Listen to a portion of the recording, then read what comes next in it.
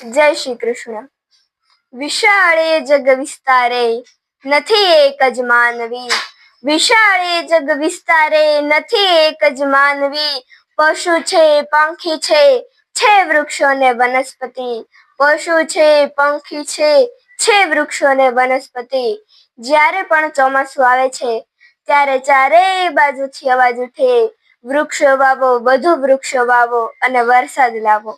કારણ કે તે ઉપયોગી છે, તેથી તે તડકો વેઠીને આપણને છાંયો આપે છે. તે તડકો વેઠીને આપણને છાંયો આપે છે. તે શિવજીની જેમ ઝેર પીને આપણને અમૃત સમાન પ્રાણવાયુ આપે છે.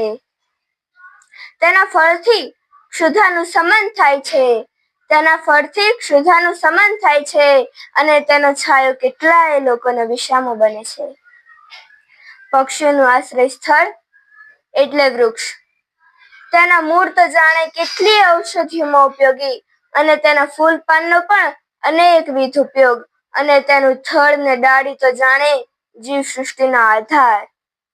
બીજી બાજુ સૌંદર્ય પ્રેમી કહે છે કે ઘર આંગણે અને વાટિકામાં વૃક્ષ જોઈને આંખોને ઠંડક મળે છે, મનને શાંતિ મળે છે અને ઘર આંગણાની શોભા વધે છે.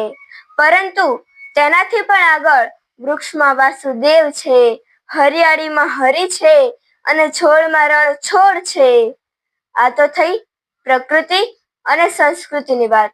હું તમને વૈજ્ઞાનિક વાત કરું તો આપણા સર જગદીશચંદ્ર બોઝે પ્રયોગો કરી તે નક્કી કરી નાખ્યું કે વૃક્ષમાં જીવ છે.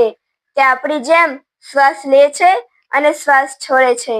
પરંતુ આપણા પ્રાચીન ઋષિ મુનિઓએ સમગ્ર માનવ જાતિને સંદેશો આપ્યો છે કે વૃક્ષમાં શિવ છે, તેથી તેની ઉપાસના કરવાની.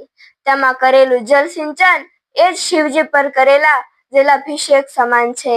તેમાં નાખેલું ખાતર એ જ નૈવેદ્ય છે અને તેની કાળજી અને સંભાળ એ જ પ્રભુ સેવા છે. સૃષ્ટિનો સર્જક તેના દરેક સર્જનમાં રહેલો છે, છુપાયો છે અને છવાયો છે. તેથી ભક્તિપૂર્ણ દૃષ્ટિથી વૃક્ષ વાવવું જોઈએ અને તેને ઉછેરવું જોઈએ. જય શ્રી કૃષ્ણ.